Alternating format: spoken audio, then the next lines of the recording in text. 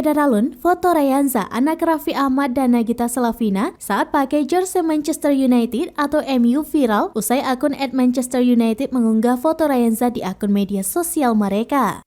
Foto Rayanza Malik Ahmad alias Cipung diunggah oleh akun Instagram resmi Manchester United atau MU pada Selasa 1 November 2022. Unggahan itu menampilkan Cipung sedang menggunakan jersey Manchester United saat didampingi Nagita Slavina. Selain foto, unggahan tersebut juga menyajikan video saat Cipung sedang bermain air bersama Rafathar. Dalam caption, akun @manchesterunited mengatakan makin terpesona sama ketampangan Cipung karena memakai jersey MU. Akun MU yang followersnya sudah mencapai 61 juta itu langsung dibanjiri komentar warga net Indonesia.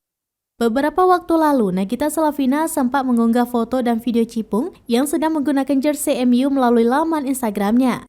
Tapi siapa sangka akun Instagram resmi klub berjuluk Setan Merah itu mengunggah ulang foto tersebut.